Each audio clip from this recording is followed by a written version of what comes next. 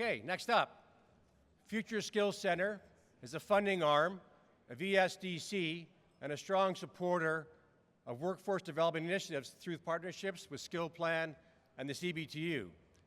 Executive Director Noel Bladwin will provide an update on the Center's 2025 Impact Report, Building a Resilient Workforce, which examines 6 years of impact on the future of work as we prepare for Canada's workforce for the rapid change. Please welcome Noel Bladwin to the stage. Noel, please.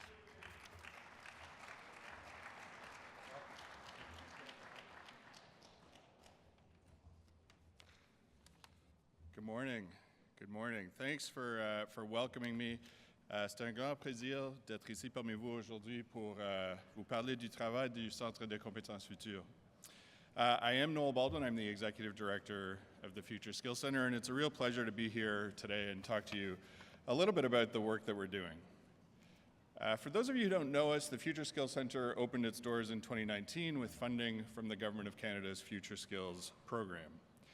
We're based at Toronto Metropolitan University and formed by a consortium that includes Signal 49 Research, until recently the Conference Board of Canada, and Blueprint, a research design and evaluation firm, as well as 2 other units at TMU, Magnet, and Diversity Institute.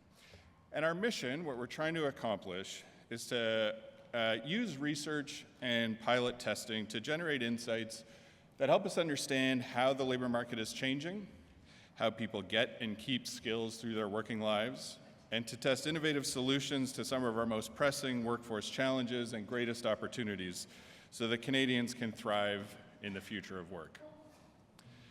To date, we've supported more than 400 skills and workforce development initiatives across the country, and through more than 3,000 partnerships, formed an incredible network from coast to coast to coast.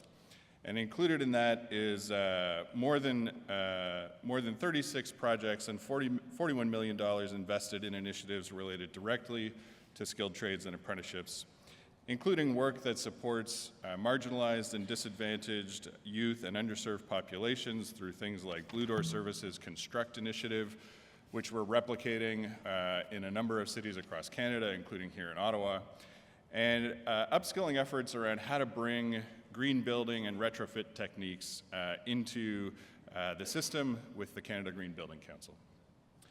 Now, our approach is collaborative. We have one office plus me here in Ottawa. We work with partners across the country because they understand what's happening on the ground. And that includes really proud partnerships we've formed with CBTU, the 10 building trade councils, and other labor organizations across the country. Now, I think we all know that sudden shocks and ongoing pressures on the Canadian economy and labor market are becoming the norm. Over the last 18 months, Canada has faced uncertainty with US tariffs, global supply chains, and economic relationships that are transforming in real time, and now geopolitical conflict. Not to mention changes in technology and the pace at which they're moving, that's pressing both greater adoption at the same time as raising real concern about their safety and impact on people. And Canada's demography is not particularly favorable to an easy renewal of our workforce, and we're reshaping immigration in ways that we may not understand the lasting impact of for some time. So we know that Canada needs a resilient workforce to be ready for the challenges ahead. And that's why last summer, the Future Skills Center brought together the Resilient Workforce Working Table, a pan-Canadian initiative to help us identify systemic opportunities to build a highly skilled, adaptable, and resilient workforce built for the moment we're in today and what's to come. In short, to get the people with the right skills in the right places at the right time. You can see some of the experts on workforce issues that came around the table to join us in that work, including CBTU, among others. Now, one of the first questions that this group looked at is what are the core conditions for having a resilient workforce? What does that mean? And so we came up with the fact that a resilient workforce is one that can adapt to economic change and technological shifts without its workers facing prolonged periods of unemployment or major income loss. That requires collaboration across sectors. That can mean economic sectors or sectors within the training and workforce development ecosystem. It has to be responsive to changing circumstances and adaptable to the needs of different users. And we were just talking about how important it is to make sure that we center the workers and who they are as we think about what kind of training, upskilling, and reskilling people need. We know that new entrants to work and mid-career workers have very different needs and need different supports. It needs to be informed by strong evidence, including reliable, granular, up-to-date labor market information that can be forward-looking, not just backward-looking. It needs to be supported by high-quality training and education options and pathways, and easy access to those resources, as free of red tape as possible. Now, some of you may be thinking, we've heard all this before, and in some ways that's true. While we've made good progress on some of these items, or could see it soon, like with the Government of Canada's Workforce Alliance on construction, there's still work to do. And we still hear about these things consistently from well-informed stakeholders, so a timely reminder can't hurt. A report from this group is forthcoming that identifies 21 opportunities for action that can be taken up by governments, employers, post-secondary and training institutions, labor and community organizations to help transition Canada's workforce development systems from being reactive to more strategically prepared. And the opportunities for action are focused around three key themes: navigating workforce disruptions, improving training and/or upskilling and reskilling pathways for working Canadians, and ensuring a strong labor force. And sprinkled throughout the report are examples from here at home and internationally, including from our own work, of things we could be adopting or scaling up for more impact and to help us reach our national ambitions. Of course, we've known for years that we need more skilled trades workers. The Government of Canada said yesterday that retirements and economic growth mean that Canada will need more than 1.4 million additional trades workers by 2033, just as we embark on major nation-building projects. So that could make that ambition more challenging.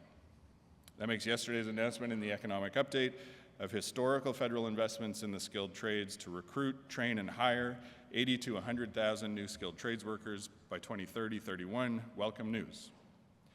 So too is it welcome news to hear that the government will take a multi-channel approach to that effort, and that those workers and the recognition that individual pathways can be different and complicated will have support that match both their ambition and their circumstances. Multiple actors need to play a role in getting workers from point A to point B on their career pathway, and from location A to location B when new major projects are happening. The Resilient Workforce Working Table focused on the need for local support for transitions and recognized that one size won't fit all. And they also underscored the need for labor market information that is really packaged in ways that support workers in their thinking and decision making. And trusted intermediaries, like unions, can be a strong partner in that process.